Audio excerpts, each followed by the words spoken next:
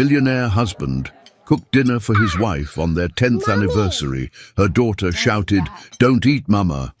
Hi, my beautiful family. Welcome back to Mr. Peter Stories.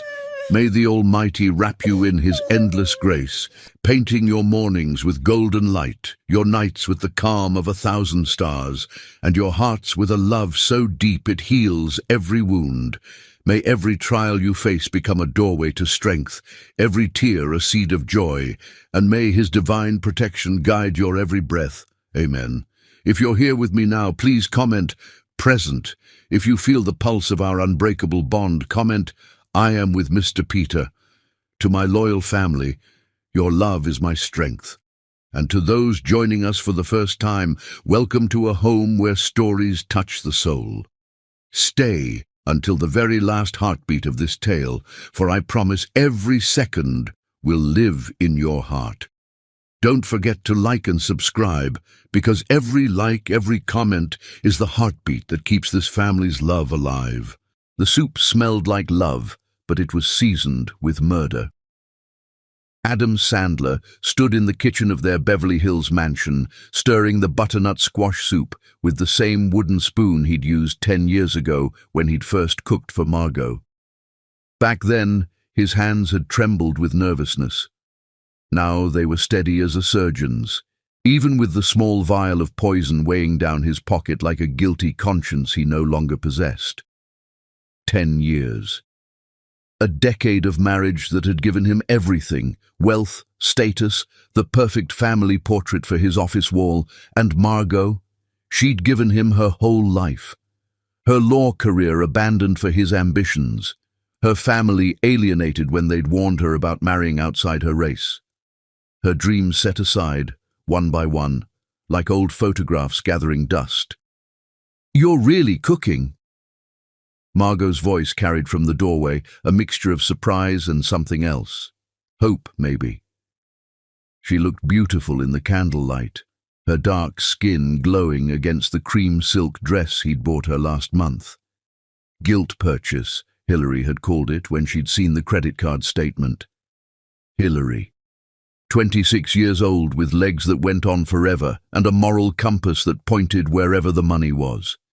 She was waiting for him at the Four Seasons, probably painting her nails that garish red, counting down the hours until Margot would be gone and they could stop hiding. "Your favorite," Adam said, forcing warmth into his voice.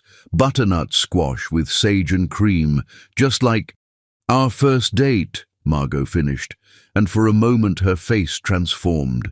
The stress lines softened, the guarded expression melted away.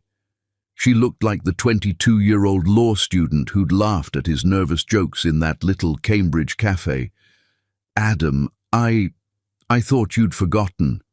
He had forgotten. It was Hillary who'd reminded him, oddly enough.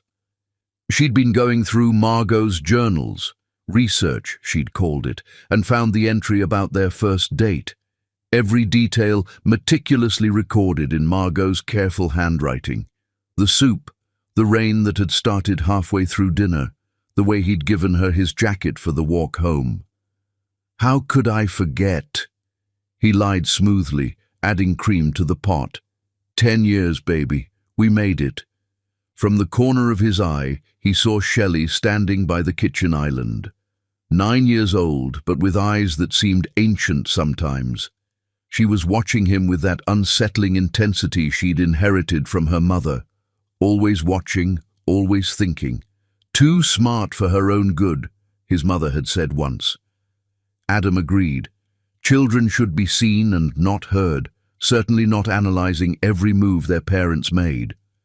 "Shelley, sweetheart, why don't you go watch TV?" he suggested, keeping his tone light. "This is Mommy and Daddy's special dinner." "I want to watch you cook," she said simply, not moving. Her small hands gripped the edge of the counter, and she pulled herself up onto a bar stool. "You never cook anymore." "Well, tonight's special." He turned back to the stove, feeling her eyes boring into his back. The vial in his pocket seemed to pulse with his heartbeat. Tasteless, odorless, untraceable.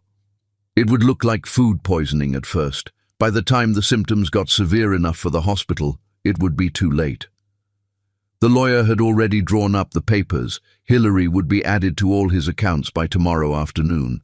A grieving widower would need support after all. Margot moved into the kitchen, her perfume, jasmine and something uniquely her, filling the space. "It smells amazing," she said, and there were tears in her eyes. "Adam, these last few months. I know we've been struggling, but this, tonight, maybe it's a new beginning."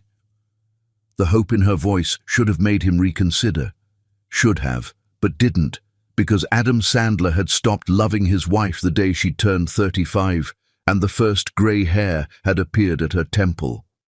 The day her laugh lines had become permanent. The day he'd seen Hillary at the office Christmas party and realized he could have someone younger, someone who looked at him like he was a god instead of a flawed man with a receding hairline and a growing belly. "Definitely a new beginning," he agreed, reaching for bowls. His hand went to his pocket, fingers closing around the vial. "Why don't you sit down? I'll serve you." He ladled soup into the first bowl, the one with the tiny chip on the rim, Margot's favorite, oddly enough. She said it gave it character. His back was to them as he worked, body blocking their view. The vial came out smooth as silk. The powder fell like snow into the golden soup, disappearing instantly as he stirred. But he'd forgotten about the mirror. The decorative mirror Margot had hung last Christmas angled perfectly to reflect the stove. Shelley saw everything. She saw her father's hand emerge from his pocket, saw the small vial, the white powder, the practiced way he stirred it in, saw him pocket the empty container and turn with a smile that didn't reach his eyes. "Here we go," Adam said, carrying the bowl toward Margot. "The lady of the house gets the first taste." Margot reached for the spoon, her wedding ring catching the light. The ring he'd saved 6 months to buy when they were young and poor and stupid with love. She brought the spoon to her lips. "Mama!" Shelley's scream shattered the moment like a brick through glass. "Don't eat! Mama, don't eat it!" The bowl crashed to the floor, soup spreading across the Italian marble like liquid gold. Margot jerked back, her eyes wide with shock. "Shelley! What? He put something in it!" Shelley was off the stool now, grabbing her mother's arm, pulling her back. "I saw him! White powder from his pocket! Daddy put something in your soup!" The silence that followed was deafening. Adam's mind raced, calculating, searching for the lie that would save him. "Margot, she's being ridiculous. It was just salt." "Salt from your pocket?" Margot's voice was deadly quiet. She was backing away now, Shelley pressed against her side. "You carry salt in your pocket." "It was. I wanted it to be perfect. I had special seasoning." A soft meow interrupted him. Midnight, their black cat, had found the spilled soup. Before anyone could stop her, she was lapping at the puddle, purring with contentment. "Midnight, no." Shelley started forward, but Margot held her back. They watched. All three of them stood frozen, watching the cat eat. For 30 seconds, nothing happened. Adam started to speak, to craft another lie, when Midnight made a strange sound. A choking, gasping sound. The cat stumbled, her legs suddenly unsteady. Foam appeared at her mouth. She took 2 more steps, then collapsed, her body convulsing violently. Within seconds, she was still, dead. Margot's hand covered her mouth, but no sound came out. She stared at the dead cat, then at the soup, then at her husband. When she finally spoke, her voice was barely a whisper. "You tried to kill me." "Margot, no, listen. You tried to murder me." Louder now, stronger. The shock was wearing off, replaced by something else. Not fear. Rage. Pure, crystalline rage. On our anniversary, in front of our daughter. You tried to poison me like I was some inconvenience to be disposed of. "Mama," Shelley whispered, tugging at her mother's dress. "We need to go. Now." Adam stepped forward, his mask finally slipping. "You're not going anywhere. This is my house. You have nothing without me." Margot looked at him then, really looked at him, saw him clearly for perhaps the first time in years. The man she'd loved was gone, maybe had never existed. In his place stood a stranger capable of murder. "Shelley," she said quietly, not taking her eyes off Adam, "go pack a bag. Quick as you can." "You walk out that door, you're done," Adam snarled. "No money, no home, nothing. I'll destroy you." Margot bent down and gently closed Midnight's eyes. When she stood, her spine was straight, her head high. "You just tried to murder me, Adam. You destroyed yourself." She took Shelley's hand and walked out of the kitchen, leaving Adam standing alone among the ruins of his perfect plan. The soup still dripped from the table, each drop sounding like a countdown to his doom. He didn't know it yet, but his life as he knew it was over. And Margot's revenge had just begun. Chapter 2. The Abandonment. The roses in Jim Sterling's garden were white as wedding dresses, and Margot stood among them like a woman at her own funeral. 3 days had passed since the anniversary dinner. 3 days of Adam's relentless psychological warfare. He'd changed the locks while she was at the police station filing a report. He'd frozen their joint accounts before the banks opened. He'd sent Shelley to his mother's house for her safety, using his parental rights like a weapon. And now this, a supposed business dinner at the Sterling estate that had turned into another cruel game. "He'll be here any minute," Margot whispered to herself, checking her phone again. No signal. The Sterling mansion was 40 miles outside the city, nestled in hills that apparently blocked cell towers as effectively as they blocked the outside world. Adam had insisted she arrive early. "Jim Sterling is particular about punctuality," he'd said, straightening his tie in the mirror this morning. "This deal could save us, Margot. After everything that's happened, we need this fresh start." He'd even kissed her cheek, a gesture so foreign after months of cold distance that she'd actually flinched. She'd wanted to refuse. Every instinct screamed that this was another manipulation, but Adam still controlled everything: the money, the house, and most importantly, access to Shelley. "Play along," she'd told herself. "Play along until you can figure out a plan." The mansion behind her was magnificent. 3 stories of limestone and glass that seemed to grow from the hillside itself. She'd been greeted at the door by a confused housekeeper who'd said Mr. Sterling wasn't expecting anyone tonight. The woman had tried to call him, but he was in his study, apparently unreachable. She'd asked Margot to wait in the garden. That had been an hour ago. The sun was setting now, painting the sky the color of old bruises. Margot's hands shook as she tried her phone again. Nothing. She walked to the front of the mansion where Adam had dropped her off, her heels sinking into the gravel driveway. His Mercedes was gone. Of course it was gone. "Excuse me?" Margot spun around. A man stood in the doorway, tall, silver-haired, with the kind of quiet presence that commanded attention without demanding it. He wore a simple grey sweater and dark slacks, nothing like the suits Adam had said he always wore. "I'm Jim Sterling," he said, stepping into the dying light. "My housekeeper said someone was waiting in the garden. I wasn't expecting." He stopped, clearly noticing her distress. "Are you all right?" The kindness in his voice, genuine without calculation, broke something in Margot. The tears she'd been holding back for 3 days finally came. "I'm sorry," she gasped, mortified. "I'm so sorry. My husband said, he said there was a dinner, a business dinner. He dropped me off and said he'd be right back, but that was over an hour ago and my phone won't work, and I think he's—" She stopped, unable to voice the truth, that her husband had abandoned her like unwanted luggage. Jim Sterling's expression shifted from confusion to understanding to something that might have been anger, but not at her. He pulled out his own phone, checked it. "The mountains block the signal here. We have a landline inside. Please, come in. You can call from my study." He didn't touch her, didn't even reach for her arm to guide her. He simply walked beside her, maintaining a respectful distance as he led her through the mansion's grand foyer. The study was exactly what she'd expected. Dark wood, leather-bound books, a massive desk that probably cost more than most people's cars. He gestured to the phone. "Take your time. I'll be just outside if you need anything." Margot dialed Adam's number with trembling fingers. The call went straight to a message. "The number you have dialed is no longer in service." She tried again. Same message. Her heart began to race as she tried their home phone.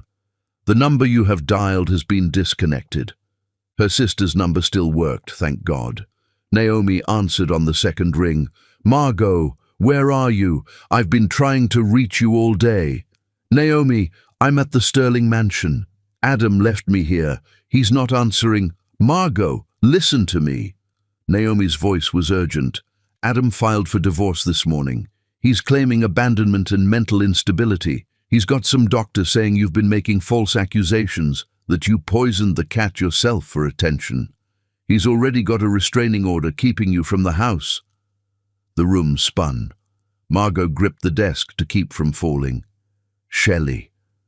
Where's Shelley?"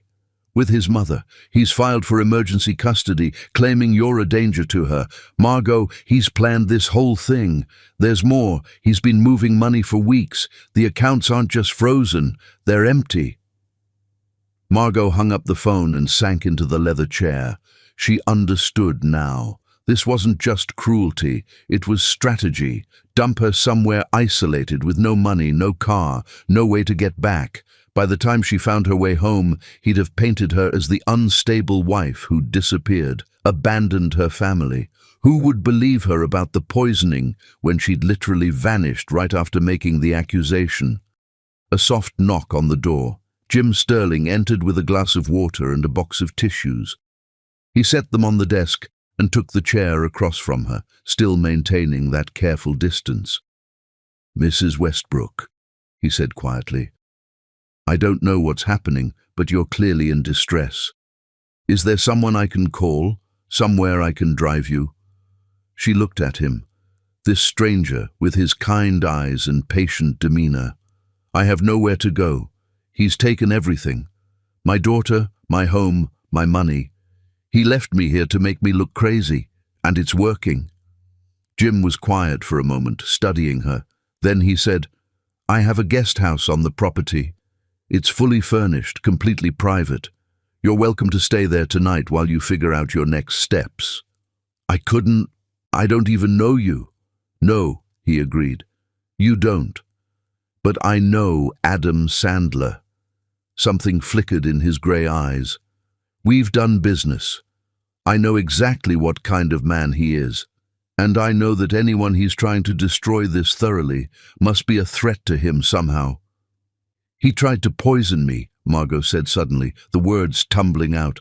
3 nights ago, our anniversary dinner. He put something in my soup. Our daughter saw him do it. The cat died from eating it." Jim's expression didn't change, but his knuckles whitened as he gripped the armrest. "And now he's taken your daughter and disappeared you out here where no one would think to look?" "You believe me?" "Mrs. Westbrook, I've built my fortune by reading people. You're not lying. You're not crazy. You're a woman whose husband is trying to erase her." He stood slowly. "The guest house is yours for as long as you need it. No strings, no expectations. Tomorrow, I'll have my driver take you wherever you need to go. But tonight, you're safe." Margot felt something she hadn't experienced in months. Protected. Not controlled, not manipulated, but genuinely protected. "There's one more thing," she said. "My daughter. He has her at his mother's house. She saw everything. She's the only witness to what he did." Jim nodded thoughtfully. "My driver is very good at what he does. He's also very discreet. If you give him the address, he can check on your daughter, make sure she's safe." "Why?" Margot asked. "Why would you help me? You don't know me." Jim Sterling walked to the window, looking out at his gardens in the fading light. "My wife died 5 years ago. Cancer.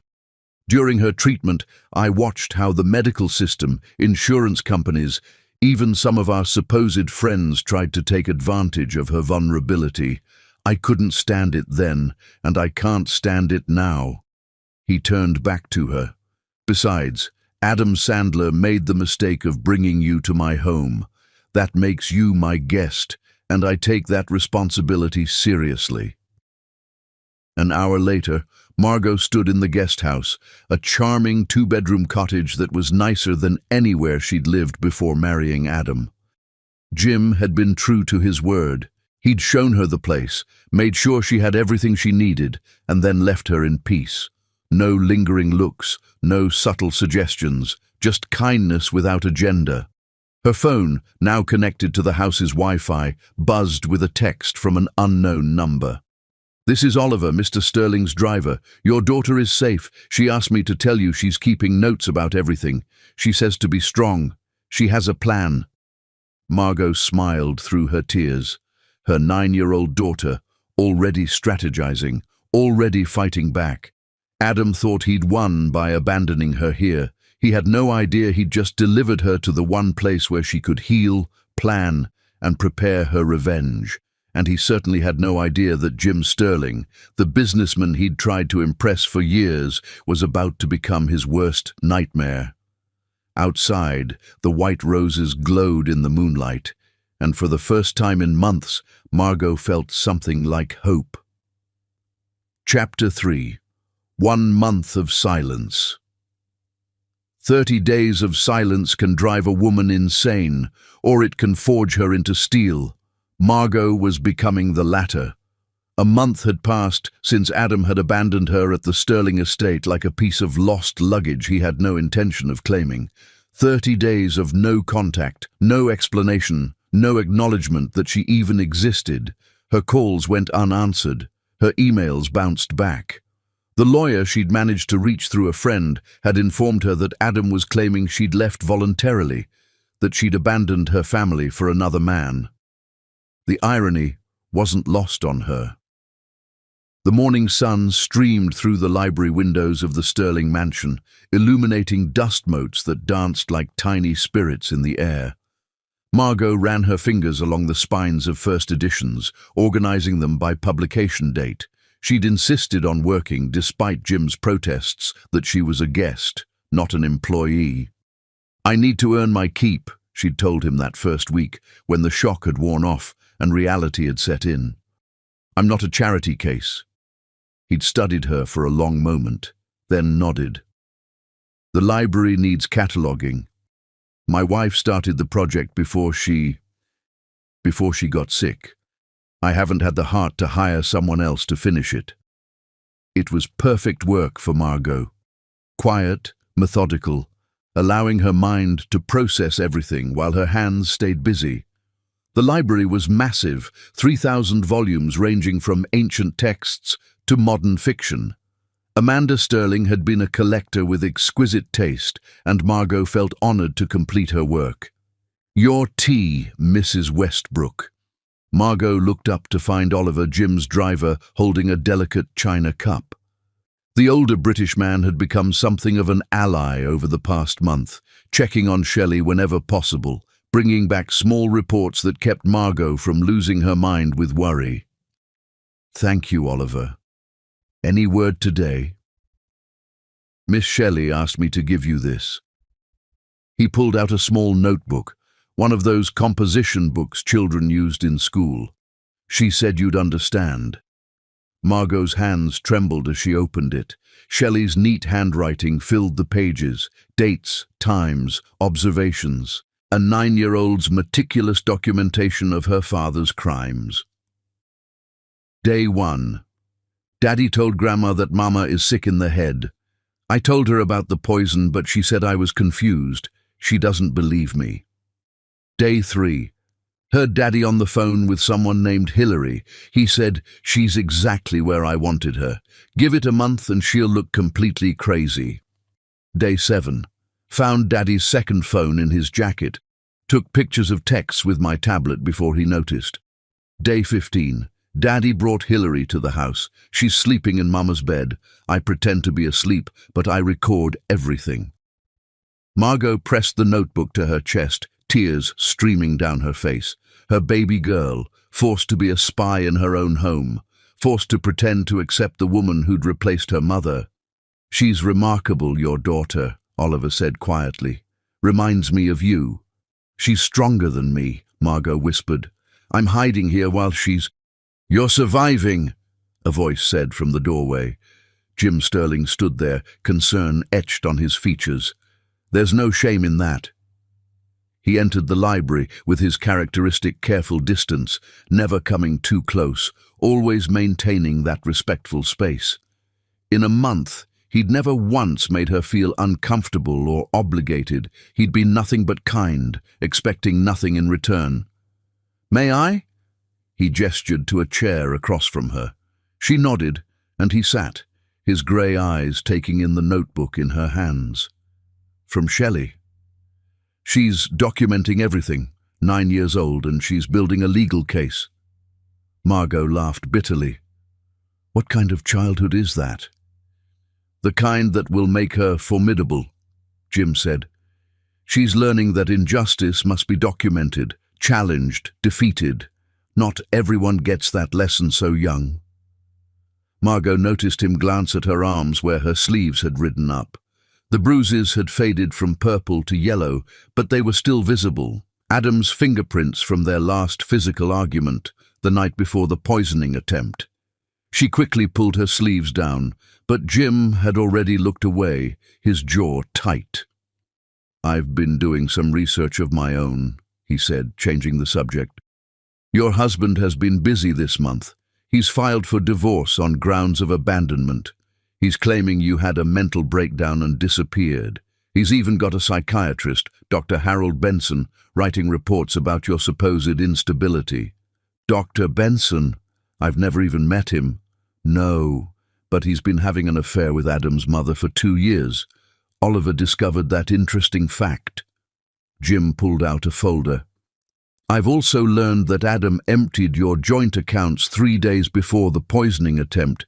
He transferred everything to offshore accounts in the Caymans. The house has been refinanced in his name only. He's been planning this for at least 6 months." Margot stared at the evidence Jim had gathered. "Why are you doing this? Why do you care?" Jim was quiet for a moment, looking out at the gardens where his white roses bloomed. "Because Adam Sandler thinks he's won. He thinks he's destroyed you completely. And there's nothing I despise more than a man who destroys the woman who loved him. You don't even know me." "I know enough." He stood, still maintaining that careful distance. "I know you've been organizing my library by publication date and literary movement, which tells me you're educated and thoughtful. I know you make tea for my staff even though you're a guest, which tells me you're kind. I know you work 14-hour days to avoid thinking about your daughter, which tells me you're heartbroken. And I know you haven't once asked me for money or tried to manipulate me with tears or promises, which tells me you have integrity." He moved toward the door, then paused. "There's something else. Oliver heard from a contact at the courthouse. Adam is planning to file for full custody based on your abandonment. The hearing is in 3 weeks. Margot felt the floor drop out from under her. "I can't even afford a lawyer." "You can use mine, Harold Morrison, best family law attorney in the state. He owes me several favors." Before she could protest, he held up a hand. "It's not charity, it's justice. There's a difference." That evening, Margot sat in the guest house, Shelley's notebook spread before her. Her daughter had documented everything: dates, times, conversations, photos she'd managed to take with her tablet. It was the testimony of a child forced to grow up too fast. But it was also evidence. Real, substantive evidence. Her phone rang, a number she didn't recognize. "Mama." Shelley's voice was barely a whisper. "Baby, oh my God, are you okay? How are you calling me?" "I borrowed a phone from my friend at school. Mama, I need to tell you something. Daddy doesn't know I know, but I heard him talking to Hillary. They're planning something for the custody hearing. They're going to say you tried to hurt me, that you were violent. Hillary is going to testify that she saw you hit me. Margot's blood ran cold. But she's never even met you before this month. I know, but Daddy's paying her to lie. Mama, I'm scared. What if the judge believes them? Listen to me, baby. You keep documenting everything, okay? Write it all down. Take pictures when you can. We're going to fight this. I miss you, Mama. I miss you too, sweetheart. So much it hurts, but we're going to get through this. We're going to win. How do you know? Margot looked out the window at the main house, where Jim Sterling's study light still burned. Because we have something Daddy doesn't expect. We have help. After Shelley hung up, Margot sat in the darkness, planning. Adam thought a month of silence would break her. He thought isolation would drive her mad. He thought abandonment would destroy her. He was wrong. Every day of silence had made her stronger. Every moment of solitude had clarified her purpose. Every small kindness from Jim Sterling had reminded her that not all men were monsters. Adam had given her 30 days to plan her revenge, 30 days to gather strength, 30 days to transform from victim to warrior. She opened Shelley's notebook again and began to write her own documentation.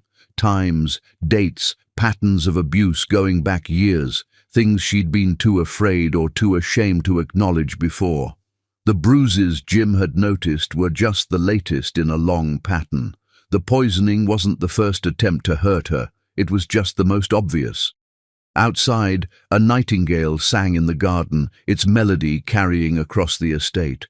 Margot had read once that nightingales sing louder in urban areas, trying to be heard over the noise. She understood that now. Sometimes you had to raise your voice to be heard over the silence. Tomorrow she would meet with Jim's lawyer. Tomorrow she would begin the legal fight for her daughter. Tomorrow she would start her journey from abandoned wife to avenging angel. But tonight she sat in the guest house of a kind stranger, surrounded by evidence of her husband's cruelty, and felt something she hadn't felt in years. She felt powerful. The silence hadn't broken her, it had remade her, and Adam Sandler had no idea what was coming. Chapter 4. Uncovering the Truth. The truth has a way of surfacing, like bodies in a lake. No matter how deep you bury it, it always rises. Jim Sterling stood in his study at 2 a.m., surrounded by bankers' boxes and manila folders. Pieces of Adam Sandler's life spread across his mahogany desk like evidence at a crime scene. He'd started with simple curiosity. What kind of man abandons his wife at a stranger's home? Now, 3 weeks into his investigation, he'd uncovered something far darker than simple cruelty. "Sir?" Oliver appeared in the doorway with coffee. "You should rest."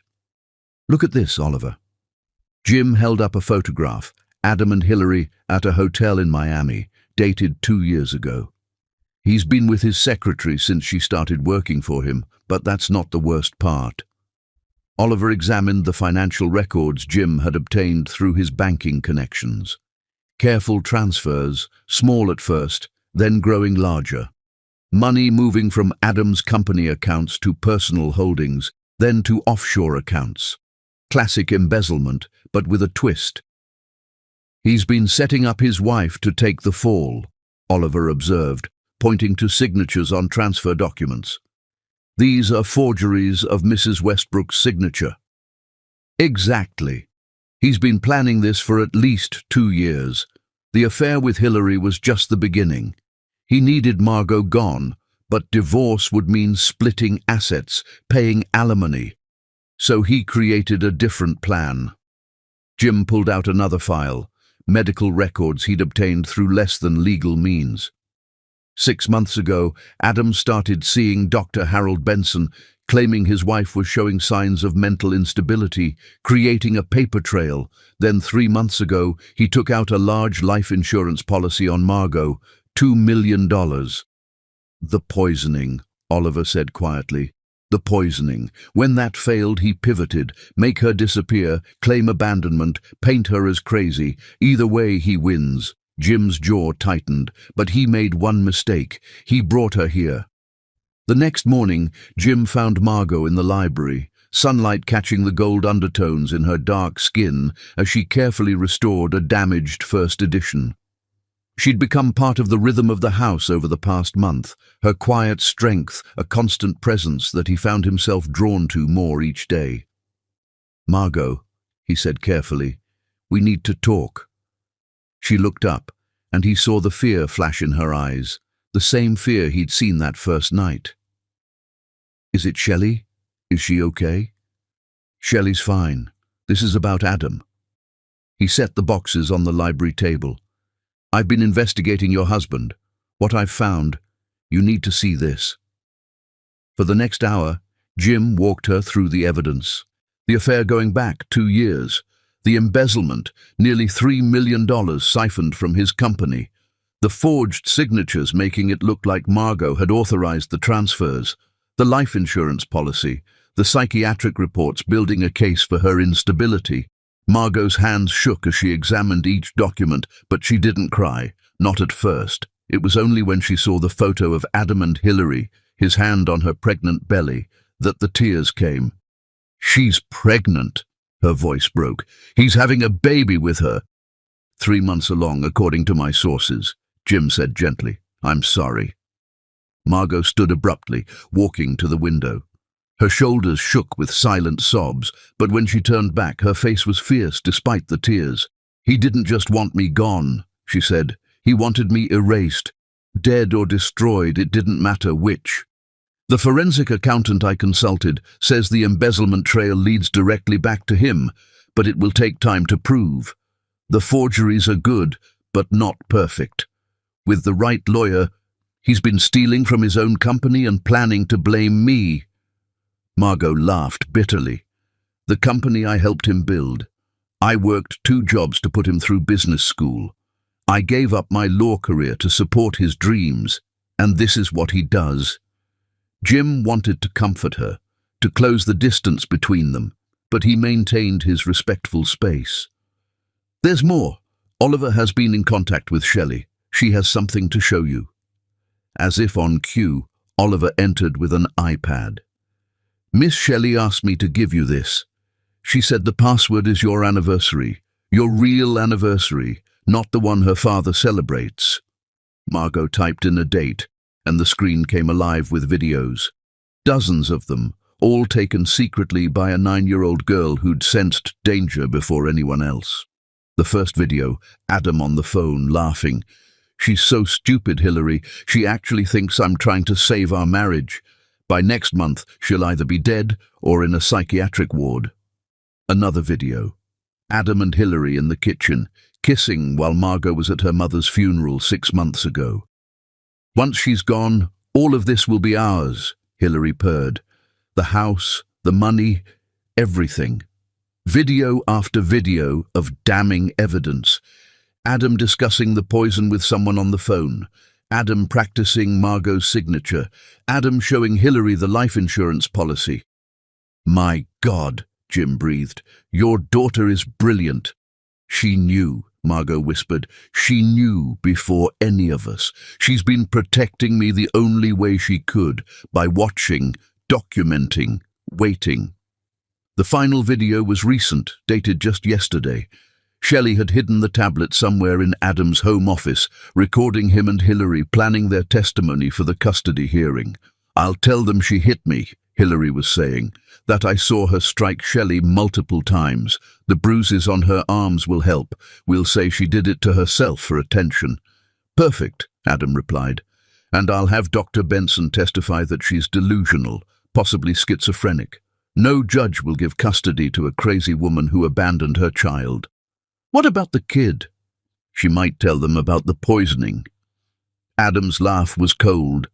"She's 9. Who's going to believe a child over 2 adults and a psychiatrist? Besides, I've been telling her mother is sick, that she imagines things. Kids are easy to confuse." The video ended. Margot stood perfectly still, her face carved from stone. "He's not going to get away with this," she said quietly. "He's not going to steal my daughter and my life and walk away clean." No, Jim agreed. He's not. My lawyer has seen all of this. We can file emergency motions, get the custody hearing postponed, demand investigations into the embezzlement. It's not enough, Margot interrupted. The legal system moves too slowly.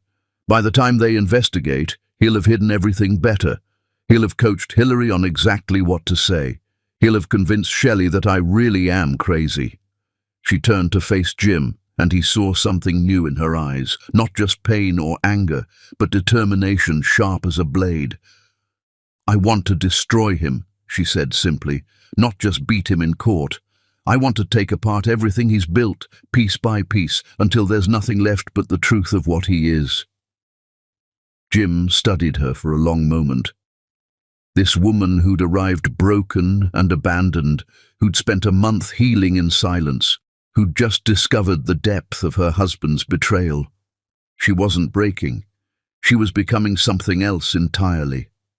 Then we'll destroy him, Jim said. Together. Why? Margot asked, the question she'd been wanting to ask for weeks.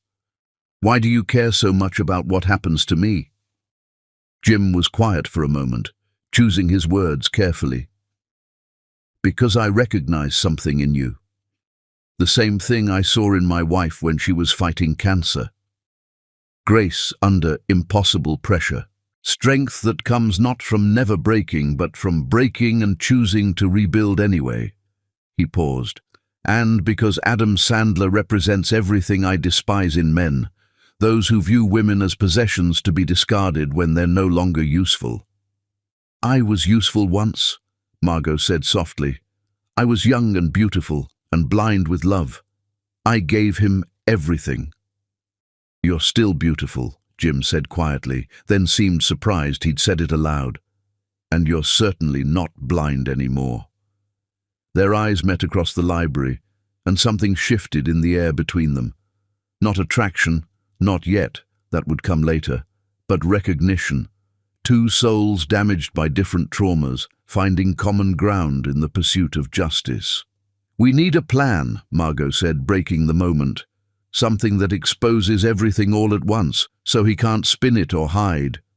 I have some ideas, Jim said, but first we need to get Shelley somewhere safe. If Adam realizes she's been recording him, he'll hurt her. Margot's face went pale. Oh God, my baby, she's in that house with them, pretending everything is normal, and if he finds out, he won't, Jim said firmly. Oliver is watching. The moment we sense any danger, we'll extract her. But for now, she's our eyes inside. She's gathering evidence we couldn't get any other way. Margot nodded, though every maternal instinct screamed at her to rush to her daughter immediately. She's 9 years old, and she's running reconnaissance missions against her own father. What kind of mother does that make me?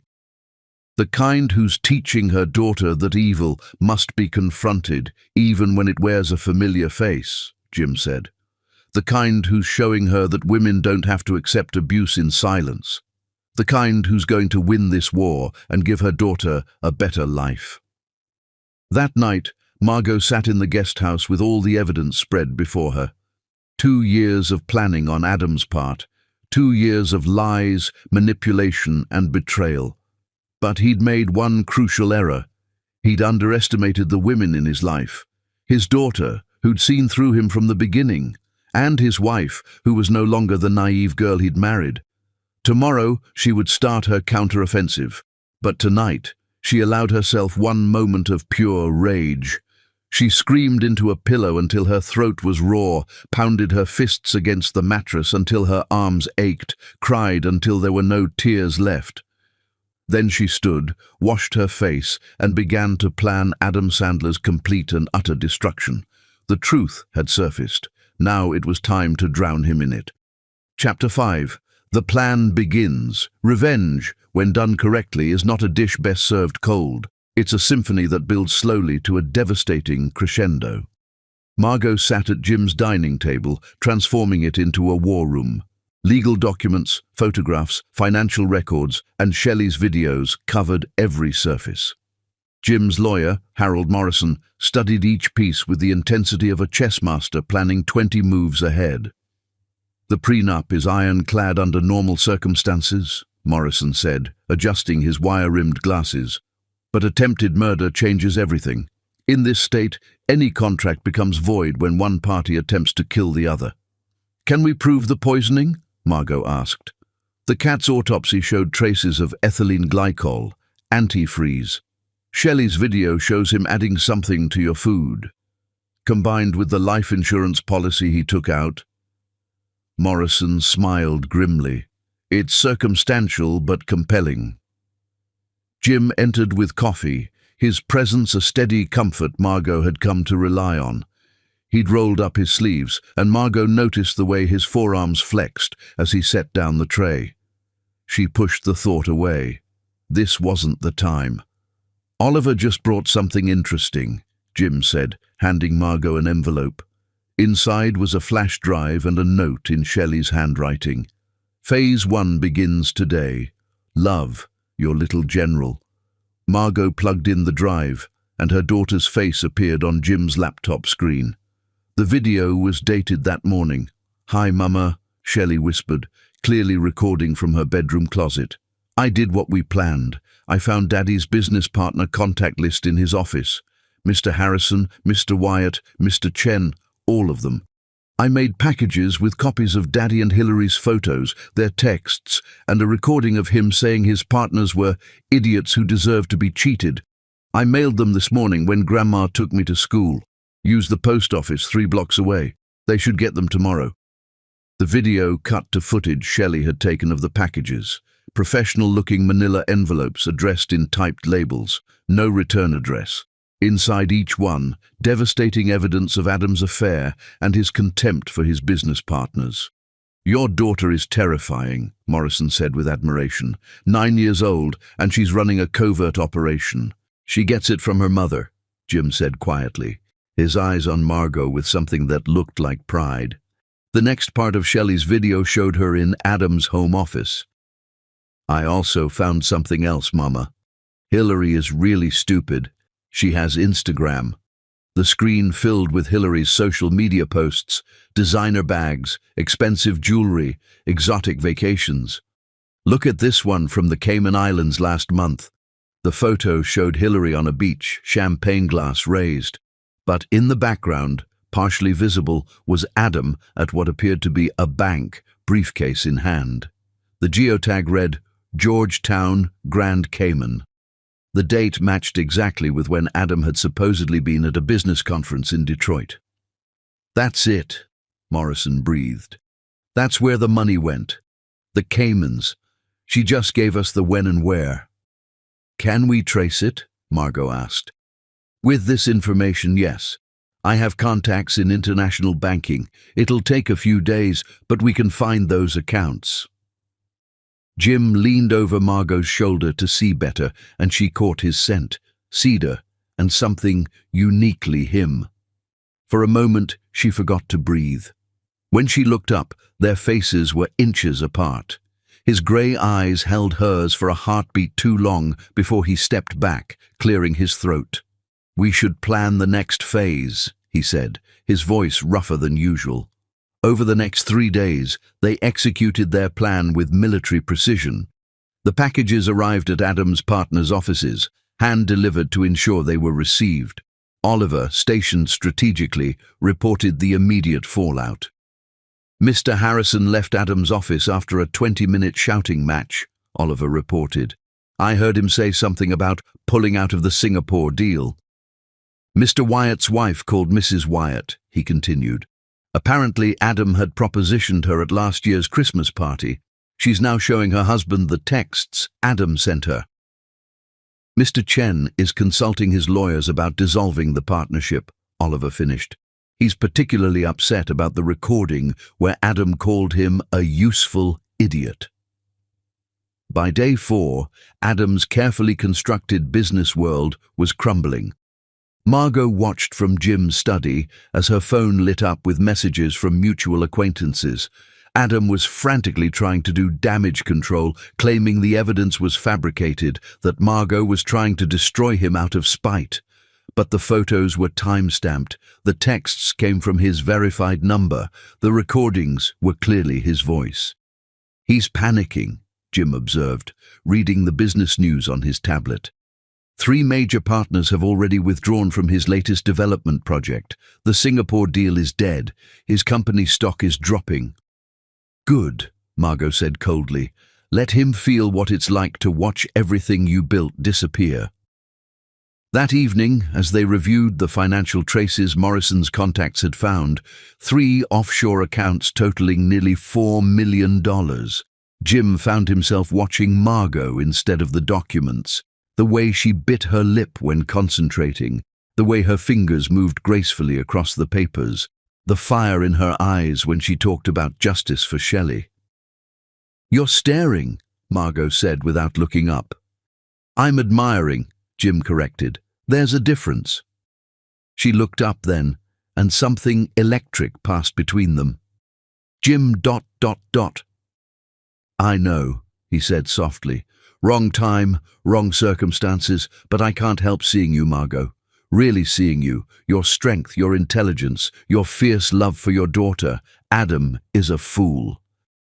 "I'm still married to that fool," she reminded him, though her voice was gentle.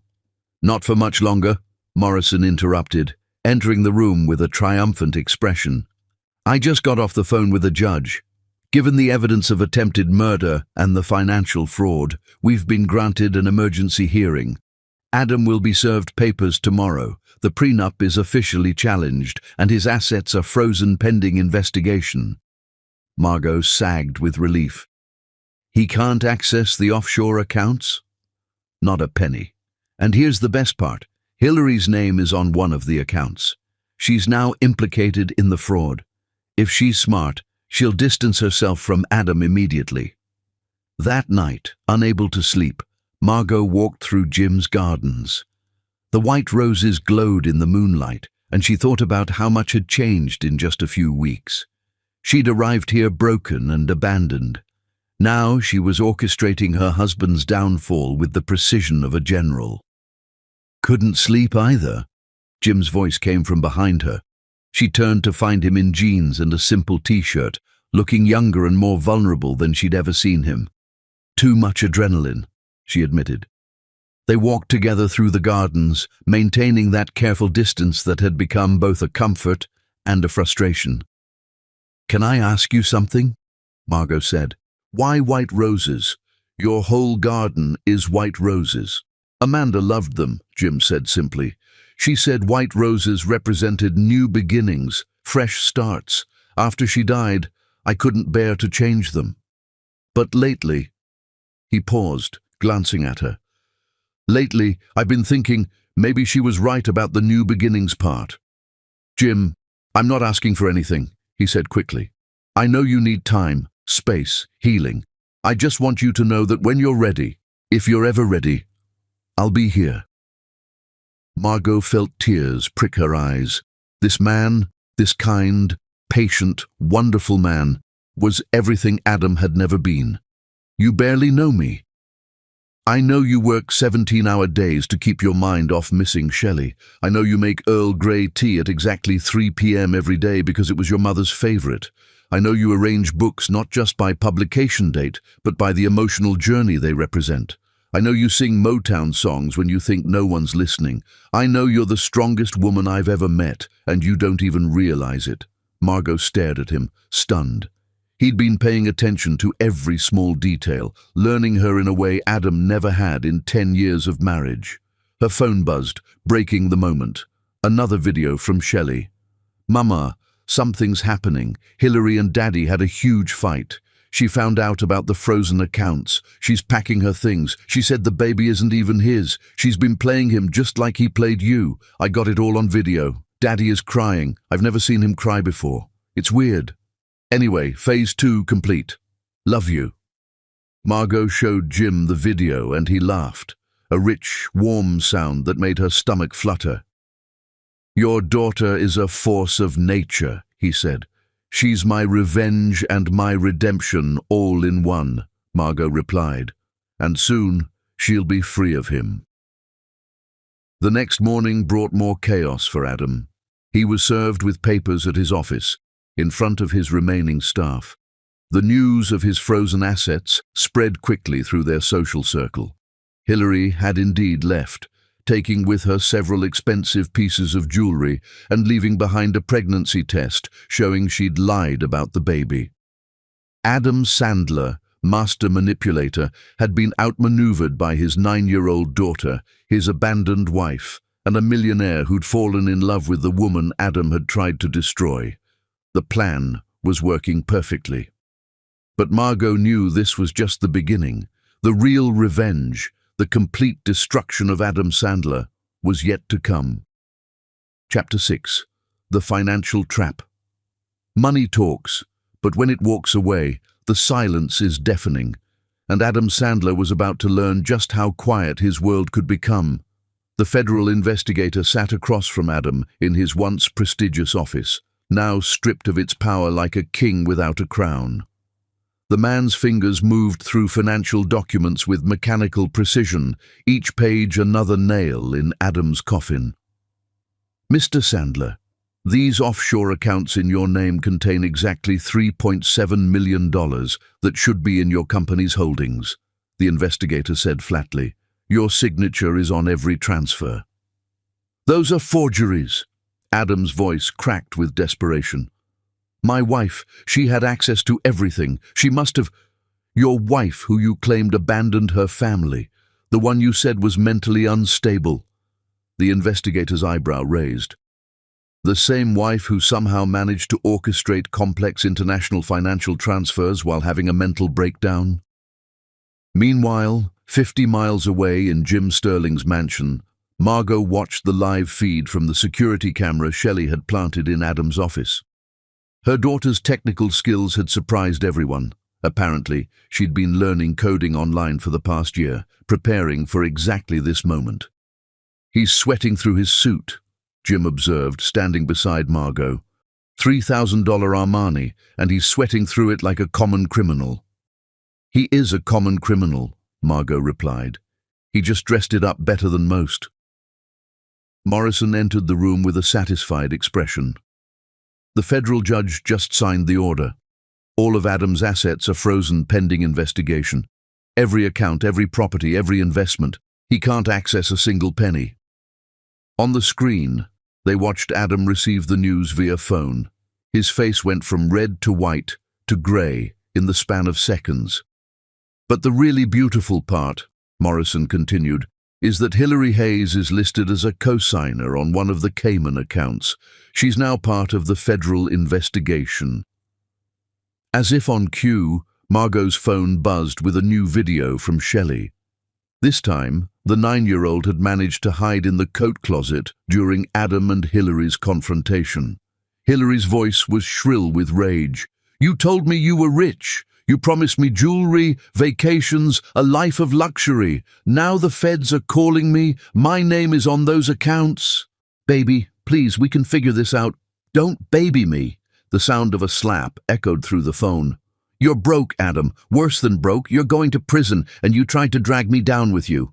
Hillary, I love you. Her laugh was cruel. Love? You don't know what love is. You're a pathetic middle-aged man who thought he could buy a younger woman. Well, guess what? Richard Kensington from the Boston branch has been pursuing me for months. Real money, old money, and he's not stupid enough to put my name on fraudulent accounts. The baby, there is no baby, you idiot. There never was. You think I'd actually carry your child? I was just waiting for you to divorce Margot and marry me so I could take half of everything. But now, there's nothing to take. The video showed Hillary storming out, her designer heels clicking against marble like a countdown to Adam's complete isolation. Shelley's camera caught Adam collapsing into his chair, head in his hands, sobbing. I almost feel sorry for him, Margot said. Then she remembered the poisoned soup, the bruises on her arms, the systematic destruction of her self-worth over years. Almost. The next 3 days brought an avalanche of consequences for Adam. The country club, where he'd held court like a king among his wealthy peers, revoked his membership after several wives complained about inappropriate advances he'd made over the years. Advances they'd kept quiet about until now, when his power evaporated. "Mrs. Harrison called me," Jim said, reading from his phone. "Apparently Adam cornered her in the coat room at last year's gala. She was too afraid to tell anyone because of his influence. Now she's filing a formal complaint." "Mrs. Wyatt has similar stories," Morrison added, "as does the young bartender from the club, and 2 female employees from his company. It seems Adam has a long history that's just now coming to light." Margot felt sick. "How many women did he hurt while I was looking the other way?" "You weren't looking the other way," Jim said firmly. "You were surviving. There's a difference." That afternoon, Shelley sent her most valuable contribution yet. She'd managed to guess Adam's email password, their old anniversary date, the one he celebrated, not the real one, and had downloaded everything before he could change it. The emails painted a picture of systematic fraud going back 5 years, false invoices, shell companies, bribes to city officials for construction permits. But most damning were the emails between Adam and Dr. Harold Benson, the psychiatrist. Subject: Margot evaluation. "Harry, I need you to say she's showing signs of schizophrenia. I don't care if you've never met her. I'm paying you enough to make this work. If she ends up dead, it needs to look like suicide brought on by mental illness. Make the paper trail convincing." Margot's hands shook as she read. "He was planning to kill me and make it look like suicide. But he failed," Jim said, his hand covering hers. "You're here, you're alive, you're winning." It was the first time he'd touched her intentionally, and the warmth of his hand sent electricity through her entire body. She looked up at him, seeing not pity, but admiration in his grey eyes. "Walk with me," he said softly. They left Morrison to compile the email evidence and walked through the gardens as the sun began to set. The sky painted itself in shades of rose and gold, and the white roses seemed to glow in the dying light. "You know what I love about sunset?" Jim asked. "It's proof that endings can be beautiful." "My marriage is ending," Margot said. "I don't feel beautiful. I feel empty. Like I wasted 10 years on a man who never existed." "He existed," Jim corrected. "The man you fell in love with, the one who cooked you soup and gave you his jacket in the rain, he existed. He just chose to become someone else. That's on him, not you." They stopped by the fountain, water catching the last rays of sunlight like liquid diamonds. Jim turned to face her, still holding her hand. "You're not empty, Margot. You're full of strength, intelligence, fierce love for your daughter.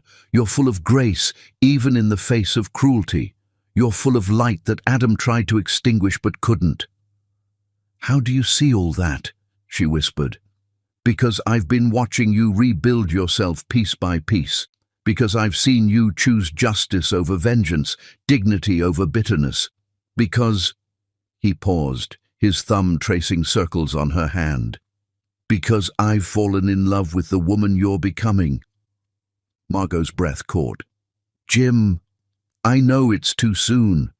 I know you're still married, still healing. I'm not asking for anything. I just needed you to know that when this is over, when you're free, I'll be here. However long it takes." The sun dipped below the horizon, and in that moment between day and night, Margot felt something shift inside her. The empty space Adam had left wasn't empty anymore. It was filling with possibility, with hope, with the gentle pressure of Jim's hand in hers. Her phone buzzed, Oliver with an update.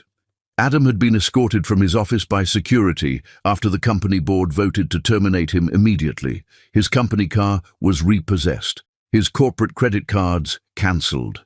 In the span of a week, he'd gone from millionaire executive to unemployed pariah. "Phase 3 complete," Margot murmured, reading Shelley's latest text.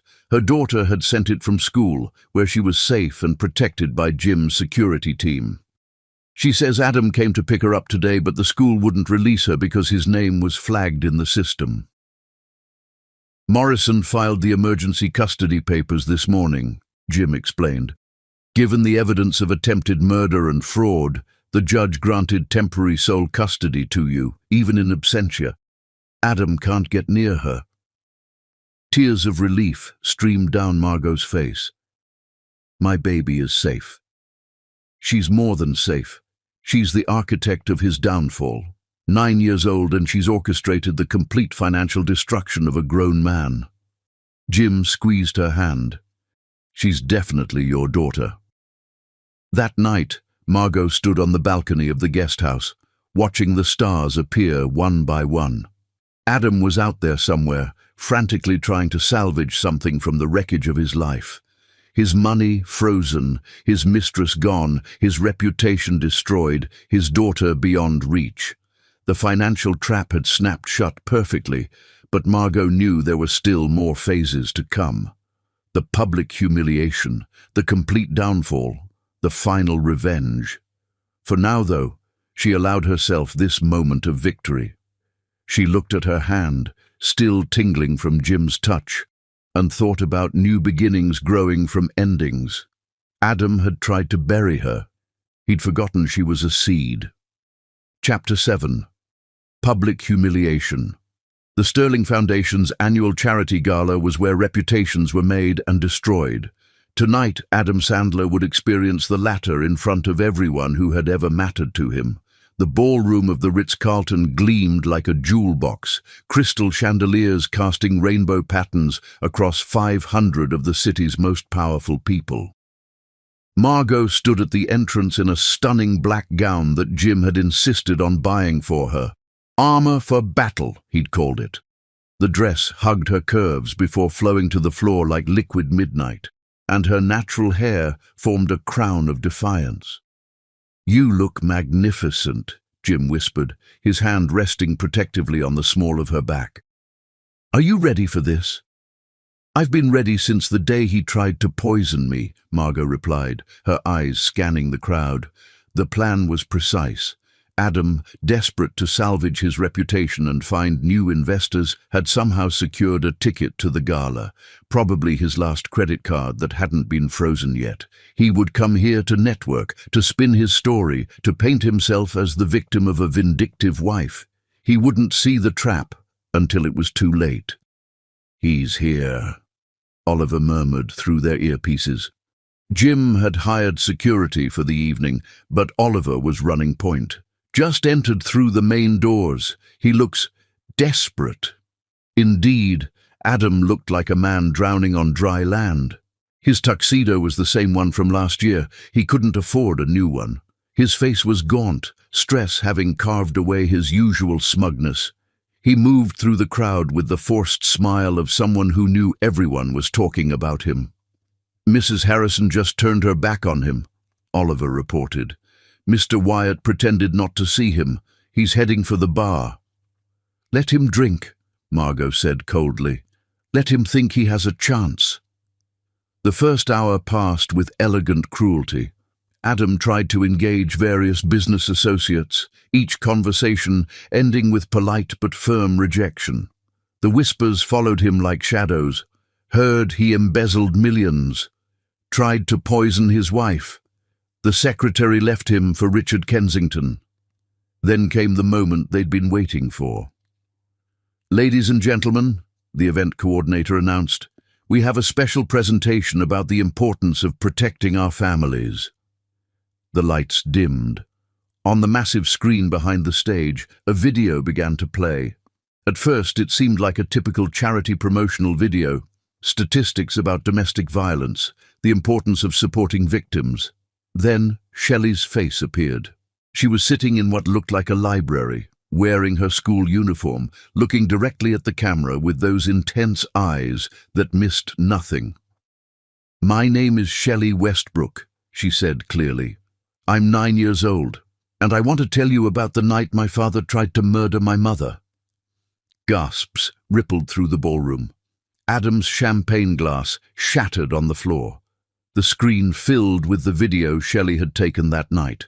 Adam adding the white powder to the soup, his careful movements to hide it, the way he'd smiled as he carried it to Margot. "Don't eat, Mama!" Shelley's recorded scream echoed through the ballroom, then the cat, dying in agony on the kitchen floor. "Security!" Adam shouted, starting toward the stage, but two of Jim's hired guards stepped smoothly into his path. The video continued. Now it was Adam's voice, the recording Shelley had made of him on the phone with Hillary. "She's so stupid. She actually thinks I'm trying to save our marriage. By next month, she'll either be dead or in a psychiatric ward. The insurance money will set us up for life." More gasps. Someone screamed. Adam's face had gone the color of old paper. Another video, security footage from Jim's mansion, showing Adam dropping Margot off, driving away immediately, abandoning her without a word, without money, without explanation. Then the emails appeared on screen, each one more damning than the last. The conspiracy with Dr. Benson to declare Margot insane. The forged signatures on the embezzled funds, the plans to frame her for his crimes. "That's fabricated!" Adam shouted. "It's all lies! My wife is crazy! She's trying to destroy me!" "Actually," a familiar voice said from the stage, "she's trying to get justice." Shelley walked onto the stage, not in person, but via live video feed from a secure location. Jim had insisted on keeping her safe, away from Adam's potential reach. "Hi, Daddy," she said, her young voice carrying the weight of an old soul. "Remember when you told me Mama was sick? That she imagined things? I believed you for about 5 minutes. Then I started watching and recording everything." The screen filled with video after video, Adam with Hillary, Adam forging documents, Adam practicing Margot's signature, Adam discussing the poisoning with someone on the phone whose voice sounded suspiciously like Dr. Benson. "You thought I was just a stupid kid," Shelley continued, "but Mama taught me to pay attention, to document truth, to stand up to bullies, even when they're family." The crowd was dead silent now, all eyes moving between the screen and Adam, who stood frozen in the center of the ballroom like an animal caught in headlights. "There's one more thing," Shelley said. "Mama, I know you're watching. I love you. And Mr. Jim, thank you for protecting her when Daddy tried to throw her away." The screen went dark. The lights came up, and there, at the top of the grand staircase, stood Margot. She descended slowly, each step deliberate, her head high and shoulders back. The crowd parted like the Red Sea. Jim met her at the bottom, offering his arm, and together they walked toward Adam. "Hello, Adam," Margot said, her voice carrying across the silent ballroom. "Surprised to see me? You shouldn't be. You brought me to Jim's house yourself. You just didn't expect me to survive there, to thrive there, to find allies there." "You bitch," Adam snarled, his mask finally completely gone. "You've destroyed everything." "No," Margot said calmly. "You destroyed everything the night you tried to poison me. I just made sure everyone knew about it." The ballroom doors burst open. Police officers entered, their badges gleaming under the chandeliers. "Adam Sandler?" The lead detective's voice was firm. "You're under arrest for attempted murder, embezzlement, fraud and conspiracy." "This is entrapment," Adam shouted as the handcuffs clicked around his wrists. "She set me up." "Actually," the detective said, "your daughter came to us with evidence 2 weeks ago. We've been building the case since then. The presentation tonight was just to ensure you couldn't flee. You're a flight risk, Mr. Sandler." As they dragged Adam toward the door, he turned back to look at Margot one last time. "I loved you once," he said desperately. "Doesn't that count for something?" Margot stepped forward, Jim steady beside her. "You loved the idea of me. Young, naive, willing to give up everything for you. When I aged, when I grew wise, when I became a person instead of a possession, you tried to kill me rather than let me go." She paused. "The man I loved died long before you tried to poison me. I'm just burying him publicly." Adam's scream of rage echoed through the ballroom as the police dragged him out. The doors closed and for a moment nobody moved. Then someone started clapping. Mrs. Harrison, then Mrs. Wyatt, then another woman and another. Soon the entire ballroom erupted in applause, not for the spectacle, but for Margot, for her courage, for her strength, for her refusal to disappear quietly. Jim turned to her, his eyes shining with pride and something deeper. "You did it." "We did it," she corrected. "You, me, and my brilliant daughter." "Speaking of which," Oliver said through the earpiece, "Miss Shelley would like to know if she can have ice cream for dinner since she just helped take down a criminal." Margot laughed, really laughed, for the first time in months. "Tell her she can have all the ice cream she wants." The rest of the gala passed in a blur. People approached Margot all evening, some offering support, others apologizing for not seeing Adam's true nature sooner, many sharing their own stories of survival. She accepted their words with grace, but her mind was elsewhere. Tomorrow, she would see Shelley in person for the first time in over a month. Tomorrow, the divorce proceedings would begin in earnest. Tomorrow, her new life would truly start. But tonight, as she danced with Jim Sterling in the ballroom where her husband had been arrested, his hand warm on her waist and his eyes never leaving her face, Margot allowed herself to feel something she'd thought was lost forever.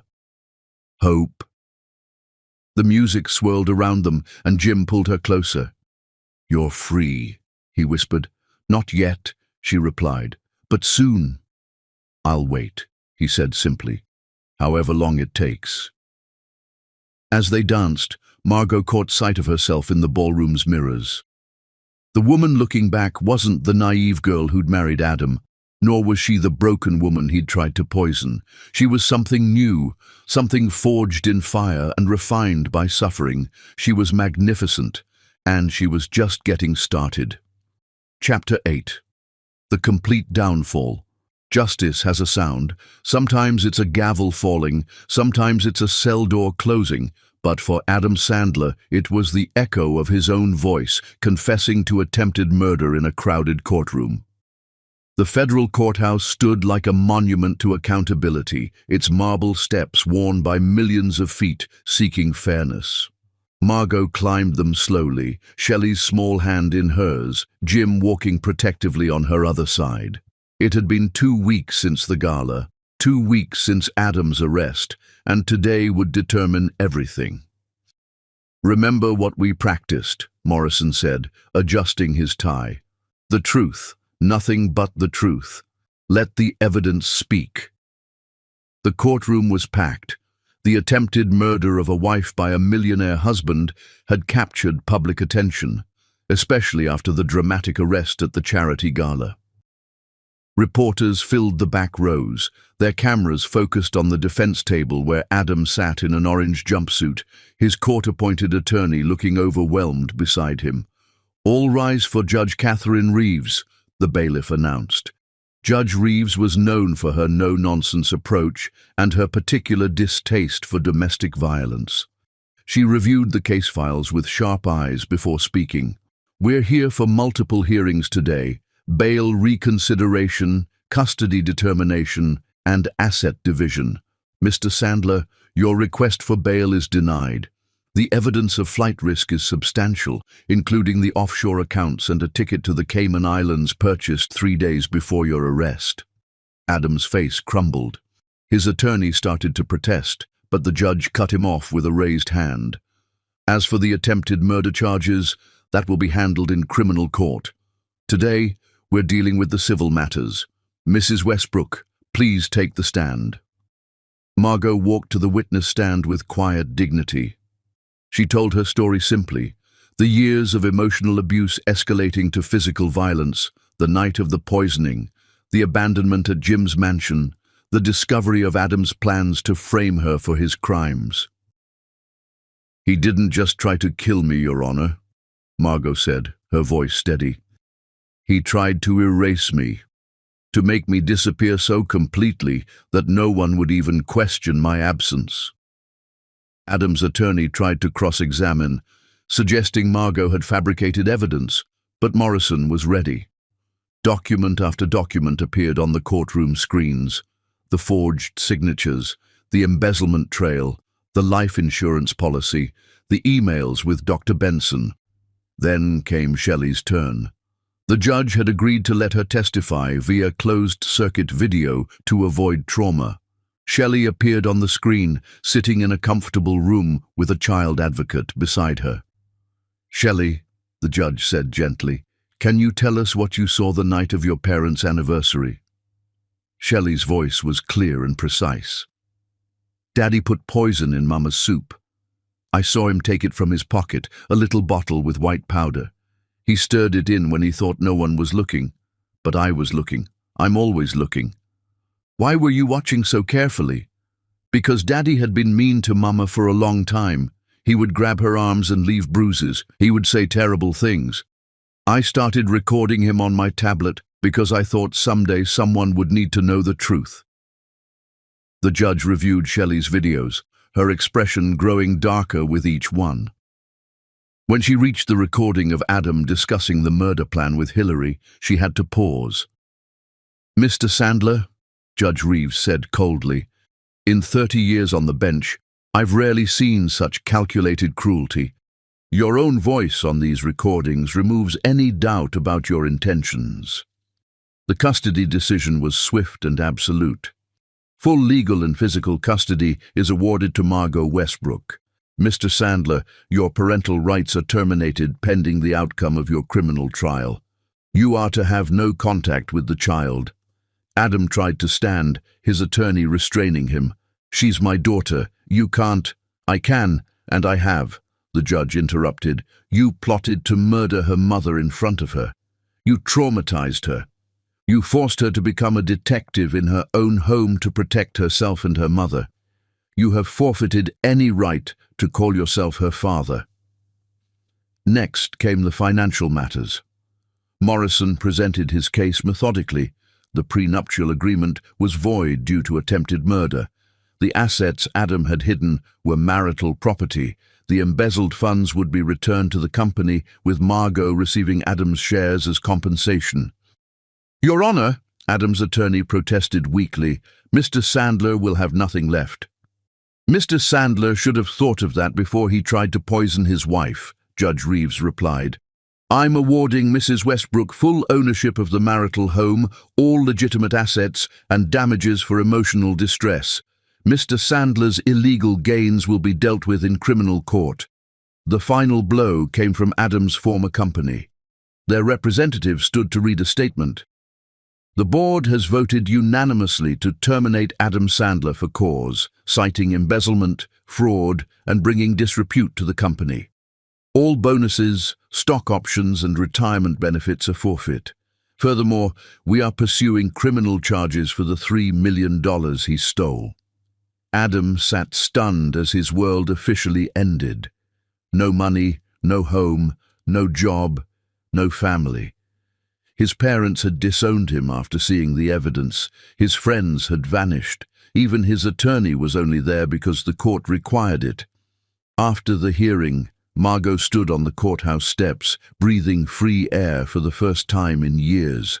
Shelley was beside her, finally back where she belonged. "Mama," Shelley said, looking up with those wise eyes, "is it over?" "The legal part is," Margot replied, pulling her daughter close. "The healing part is just beginning." Jim had been quiet throughout the proceedings, a steady presence but maintaining his respectful distance. Now, as they walked to his car, he finally spoke. "How are you feeling?"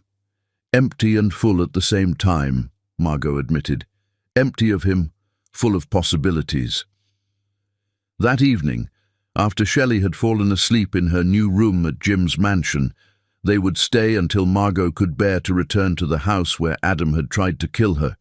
Jim found Margot in the garden. "I need to tell you something," he said, his voice unusually nervous. Margot turned to face him, moonlight casting shadows across his features. "Jim, if this is about—" "I love you," he said simply. "I've fallen completely, irrevocably in love with you. Not with your strength, though I admire it. Not with your beauty, though you take my breath away. But with you, the woman who sings Motown when she thinks no one's listening, who arranges books by emotional journey, who survived hell and came out generous instead of bitter. Margot's eyes filled with tears. Jim, I'm not ready. I know, he interrupted gently. I'm not asking you to love me back. Not yet. Maybe not ever. I just needed you to know that while you're healing, while you're rebuilding, while you're learning to trust again, I'll be here. No pressure, no expectations. Just here. I don't know if I can ever trust another man, Margot whispered. Adam broke something in me. He didn't break you, Jim said firmly. He tried to, but look at you. You're standing in my garden, free and strong, with your daughter safe beside you. You won. And someday, when you're ready, you'll realize that not all men are Adam. Some of us. He paused, vulnerability flickering across his face. Some of us just want to love you the way you deserve to be loved. Margot reached out, touching his face gently. You're a good man, Jim Sterling. And you're an extraordinary woman, Margot Westbrook. They stood there in the garden, not touching, except for her hand on his cheek, the white roses witnessing this moment of possibility. Inside, Shelley slept peacefully for the first time in months. In a jail cell across town, Adam sat alone with the wreckage of his choices. The next morning brought news that Adam's criminal trial would begin in 3 months. He faced 15 to 20 years for attempted murder, plus additional time for embezzlement and fraud. His public defender, overwhelmed by the evidence, was already discussing plea deals. He'll probably get 15 years minimum, Morrison told Margot over breakfast. With good behavior, he might be out in 10. 10 years, Margot mused. Shelley will be 19, in college, an adult. And you? Jim asked quietly. Where will you be in 10 years? Margot looked at him across the table, this kind man who'd sheltered her, protected her, helped her destroy her enemy and reclaim her life. She thought about trust and time and the possibility of love after betrayal. I don't know, she said honestly, but for the first time in years I'm excited to find out. Shelley bounded into the room, full of 9-year-old energy despite everything she'd been through. Mr. Jim, can you teach me chess today? I want to learn strategy. Haven't you proven you already know strategy? Jim laughed. That was tactics, Shelley corrected with a grin. Now I want to learn long-term planning.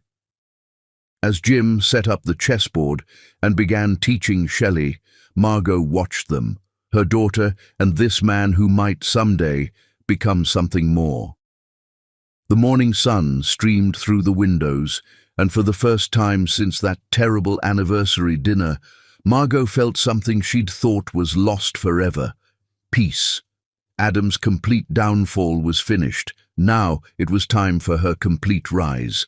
Chapter 9. The healing isn't linear. It's a spiral staircase where sometimes you circle back to face the same demons from a higher vantage point. 6 months had passed since Adam's arrest. The house where he'd tried to poison Margot had been sold, the proceeds going into Shelley's college fund. They'd moved permanently into Jim's guest house, though the lines between guest and family had long since blurred. How does it feel to be back in this memory? Dr. Patricia Williams asked, her voice gentle but probing. Margot sat in the therapist's office, a cup of tea growing cold in her hands. Like I'm watching someone else's life. That woman who trusted so blindly. I don't recognize her anymore. That's dissociation, Dr. Williams explained. Your mind is protecting you by creating distance from the trauma. But to truly heal, you need to integrate that woman's experience with who you are now. Therapy twice a week had become Margot's lifeline. Some days she raged, some days she wept. Some days she sat in silence, unable to articulate the depth of betrayal that went beyond the poisoning, the years of small cruelties that had prepared the ground for that ultimate violence. There's something else, Margot said quietly. Jim Sterling. He's been patient, kind. He writes me letters. Letters?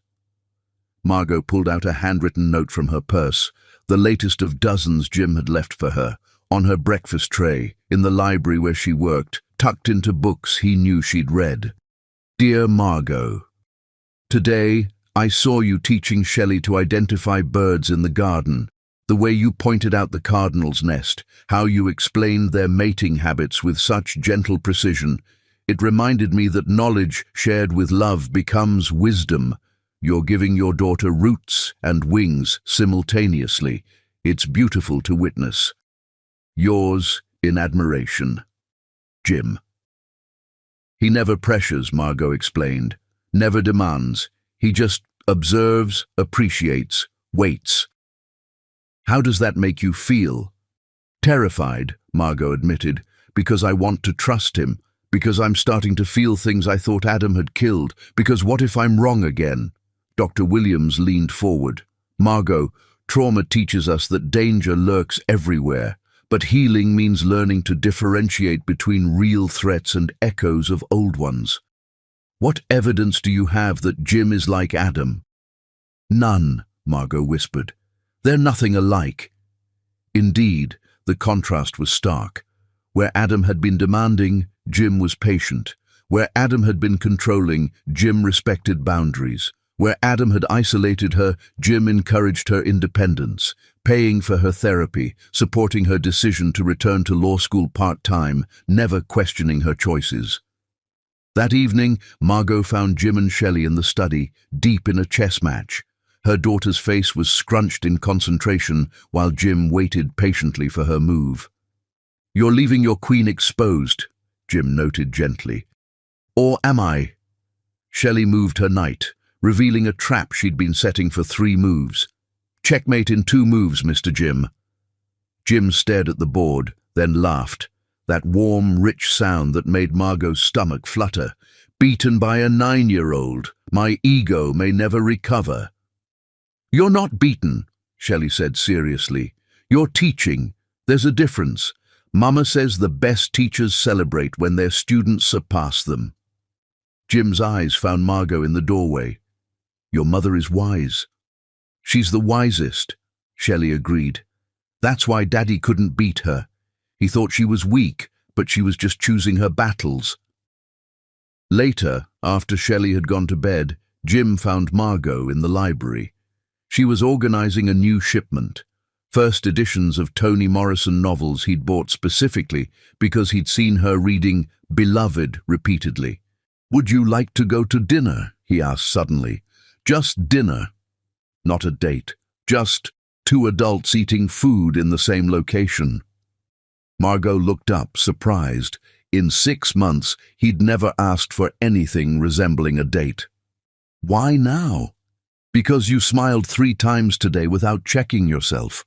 Because you hummed while making tea. Because I think you're starting to remember that you're allowed to enjoy things. He paused. And selfishly, because I'd like to spend time with you outside these walls. They went to a quiet Italian restaurant, nothing fancy, just good food and soft lighting. Jim told her about his wife Amanda, how her death had taught him that love was too precious to waste on games or pretense. Margot found herself laughing at his stories, relaxing in a way she hadn't in years. Can I ask you something? She said over dessert. Why did you really help me? That first night? Jim considered his words carefully. Because I recognized something in your eyes, the same look Amanda had when she was first diagnosed, that combination of terror and determination. I couldn't save Amanda from cancer, but I could save you from Adam. It felt like redemption, maybe. And now I help you because you've become essential to my life. You and Shelley both. My house was a museum before you came. Now it's a home.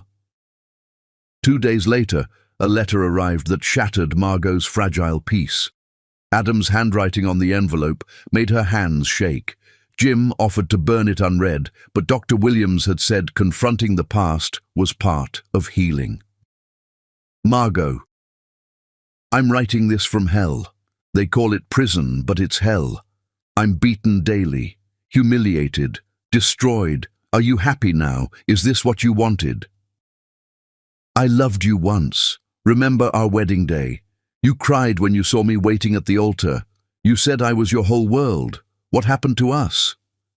Shelley needs her father. You're poisoning her against me, just like you poisoned our marriage with your paranoia and frigidity. If you have any humanity left, you'll bring her to see me. Let me explain. Let me apologize. Let me be her father again. I forgive you for destroying my life. Can't you forgive me for one mistake? Adam. One mistake, Margot said numbly, showing the letter to Jim. He calls attempted murder one mistake. He's trying to manipulate you even from prison, Jim said, anger threading through his usually calm voice. This is what abusers do. They rewrite history, play the victim, use the children as weapons. I need to see him, Margot said suddenly, one last time, to close this chapter properly. Jim's face went pale. Margot, no, I need to face him, to show myself that he has no power over me anymore.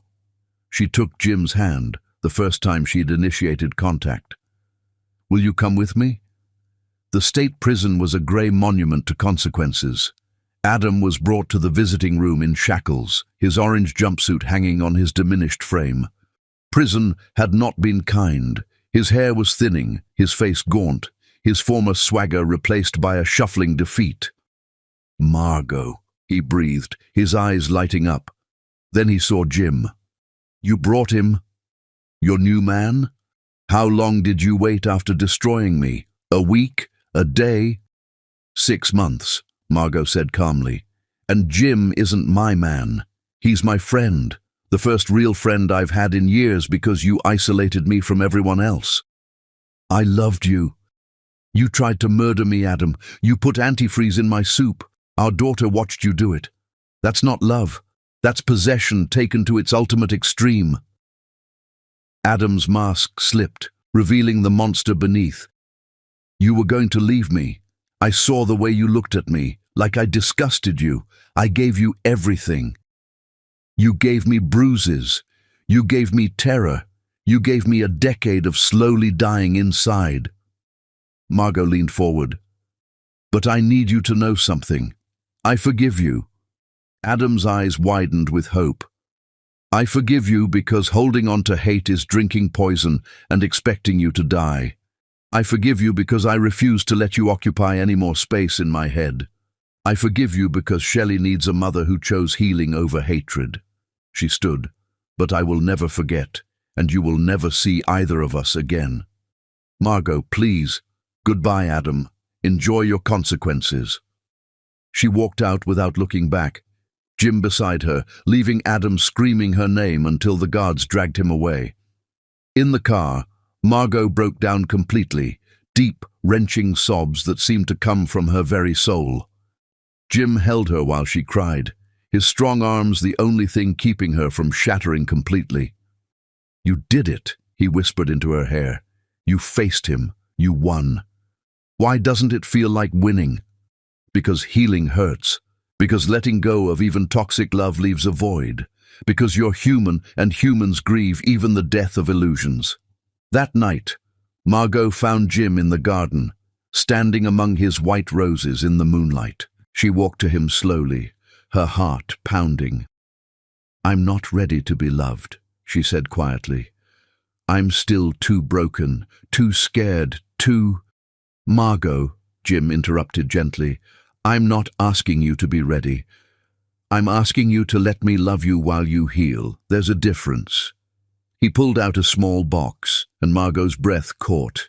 Inside was a simple silver ring, not a diamond, but a moonstone. Healing, new beginnings, gentle energy.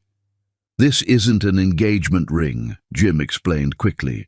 It's a promise ring, my promise to wait, to support, to love you without conditions or timeline. Wear it when you're ready, or never. Just know that my love isn't dependent on your reciprocation." Margot took the ring with trembling fingers. "What if I never heal completely? What if I'm always a little bit broken?" "Then I'll love your broken pieces too," Jim said simply. "They're part of your story, part of what makes you extraordinary." Margot looked at this man who'd saved her without trying to own her, who'd sheltered her without caging her, who loved her without conditioning it on her loving him back. "I'll wear it," she whispered, "not as acceptance but as hope. Hope that someday I'll be whole enough to love you the way you deserve." Jim slipped the ring onto her right hand, not the left, not yet, and kissed her forehead gently. "You're already whole, Margot. You're just learning to see it." As they stood in the garden, Margot felt something shift inside her. The spiral staircase of healing had brought her full circle, but higher now, with a better view. Adam was in prison. Shelley was safe. And this good man was offering her a love that expected nothing but hoped for everything. She wasn't healed yet, but for the first time, she believed she could be. Chapter 10. The Greatest Revenge. The greatest revenge isn't destroying your enemy, it's building a life so beautiful that their absence becomes irrelevant. The courtroom was silent as Judge Catherine Reeves adjusted her glasses, the weight of final judgment heavy in the air. Margot sat in Jim's kitchen, speakerphone on the marble counter, Shelley pressed against her side. They could have been there in person, but Margot refused to give Adam another second of her physical presence. "Adam Sandler," the judge's voice crackled through the phone. "You have been found guilty on all counts. Attempted murder in the first degree, embezzlement, fraud, conspiracy to commit fraud, and falsification of medical records." Morrison, their faithful lawyer, was their eyes in the courtroom. "He's shaking," he whispered into the phone. "Actually shaking." "For the crime of attempted murder," the judge continued, "I sentence you to 15 years. For embezzlement, 5 years. For fraud, 3 years. For conspiracy, 2 years. These sentences will run concurrently, with the stipulation that you serve a mandatory minimum of 15 years without possibility of early parole." "No!" Adam's scream came through the phone. "Margot, tell them you forgive me. Tell them it was a mistake. Please." "Furthermore," Judge Reeves said, her voice cutting through his pleas, "you are ordered to pay full restitution to your former company, and all remaining assets will be transferred to your ex-wife as damages. You are permanently barred from any contact with Margot Westbrook or Shelley Westbrook." "She's my daughter." Adam's voice was breaking. "You can't take my daughter." "You took yourself from her the night you tried to murder her mother in front of her," the judge replied coldly. "Remove the defendant." The sounds of struggle came through the phone. Adam fighting the bailiffs, screaming Margot's name, begging for another chance. Then silence. "It's over," Morrison said softly. "He'll be 60 when he gets out. Shelley will be 24, probably married, maybe with kids of her own. He'll be a stranger." Margot set down her coffee cup with steady hands. Somewhere across the city, Adam was being dragged back to his cell to begin a decade and a half of consequences. She waited to feel something. Triumph, satisfaction, even pity. Instead, she felt only peace. "How do you feel, Mama?" Shelley asked, her wise eyes studying her mother's face. "Free," Margot said simply. "For the first time in my life, completely free." Jim pulled them both into his arms, and Margot felt the solid warmth of his chest, the safety of his embrace. This man who'd saved her without trying to own her, who'd waited without pressuring, who'd loved without conditions. "Now what?" Shelley asked. "Now," Jim said, pressing a kiss to Margot's forehead, "we live." 3 months later, the Sterling Mansion gardens were transformed into something from a fairy tale. Not the elaborate society wedding Adam had demanded 11 years ago, with 500 guests she didn't know, and a cake that cost more than most people's cars. But something intimate, real, authentic. White roses everywhere. their petals catching the afternoon light like nature's own chandeliers. These were Amanda's roses, Jim had told her when he proposed properly, 3 months after the trial. She planted them when we bought this house, said they represented new beginnings. After she died, I couldn't bear to change anything. But then you came, and the roses bloomed fuller than ever before. Amanda would have loved you. She would have wanted you to have not just the roses, but everything. The house, the happiness, the future we couldn't have. Now Margot stood before the mirror in Amanda's former dressing room, which had been closed like a shrine until Jim insisted she use it. Inside, she'd found a letter, yellowed with age, addressed to the woman who helps him heal. Dear future love, it had read in Amanda's elegant script. If you're reading this, it means Jim finally opened his heart again. Good. He's terrible at being alone. He talks to the roses like they're people. Love him well. He deserves it. And know that you have my blessing and my gratitude for bringing light back into his darkness. The roses are yours now. Make them bloom. Margot touched the letter, tucked now into her bouquet, as Naomi helped her with the final touches. The wedding dress was simple ivory silk, nothing like the elaborate $30,000 confection Adam had insisted on. This dress moved like water, like breath, like freedom itself.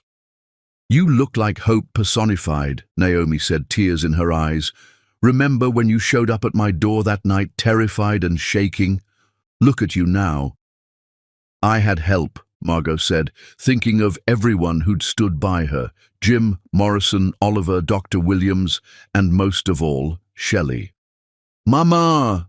Shelley burst through the door, radiant in her light blue dress, holding a tablet. You need to see this. On the screen was a news article.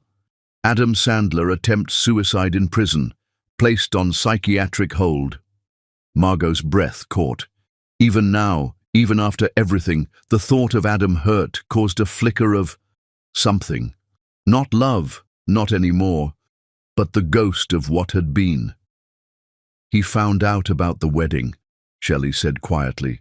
One of the guards told him, showed him the announcement in the paper. Does this change anything? Naomi asked carefully. Margot looked at herself in the mirror, strong, healed, about to marry a man who'd shown her what real love looked like. Then she looked at Shelley, her brilliant daughter who'd saved them both with her courage and cunning. No, she said firmly, he made his choices. Today I make mine, and I choose joy. The ceremony was held at sunset, golden light painting everything in warm honey tones. Only 50 guests, real friends, not the social climbing acquaintances Adam had collected like trophies. Oliver stood as Jim's best man, tears unashamedly rolling down his weathered British face. Naomi stood as maid of honor, proud and protective, but it was Shelley who stole the show when she stepped up to the microphone. I want to tell you about choices, she began, her young voice carrying across the garden with startling maturity. My biological father chose cruelty. He chose lies. He chose another woman. He chose poison. He chose to try to erase my mother rather than simply divorce her. Those were his choices, and he's living with the consequences in a cell where he'll spend 15 years thinking about them. She turned to Jim, her face soft with genuine affection. Jim Sterling chose differently. He chose to open his door to strangers. He chose patience when my mother couldn't trust. He chose to investigate the truth when everyone else believed the lies. He chose to protect us without possessing us. He chose to love us without conditions or timeline. He chose to wait, to hope, to believe we were worth waiting for. Her eyes found her mother's, tears streaming down both their faces. Mama, you chose to survive. You chose to fight back. You chose to heal instead of hate. You chose to trust again even when every cell in your body screamed danger. You chose to let love in through the cracks Adam created. She pulled out a small box from behind her back. And today, I have a choice to make too. She opened the box, revealing a simple silver pin that said DAD. Jim Sterling, you've been teaching me, protecting me, loving me for over a year. You never tried to replace anyone. You just tried to be yourself. Today, I choose you. Will you choose me too? Will you be my dad? Jim fell to his knees, pulling Shelley into his arms as the entire garden erupted in tears. It would be the greatest honor of my life, he whispered, his voice broken with emotion. I choose you, Shelley, today and every day. When they finally exchanged vows, Margot's voice was strong and clear. Jim, you found me shattered, and you didn't try to fix me. You just loved me while I fix myself. You showed me that real love doesn't diminish you, it expands you. With you, I'm not less than I was. I'm more than I ever dreamed I could be.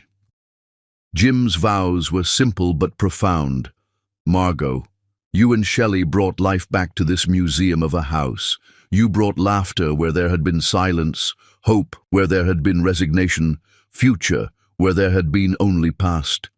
I promise to choose you every day, in big moments and small ones, in joy and in struggle, until my last breath.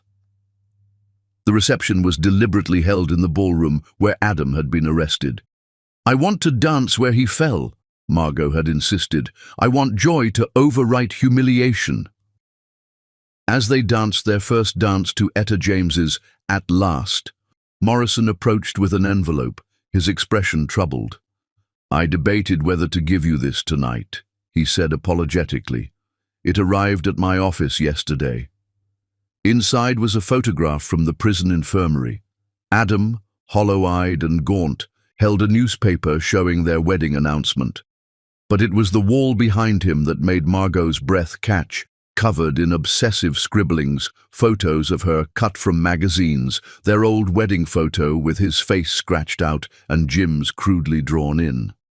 On the back, in Adam's deteriorating handwriting, you were supposed to be destroyed.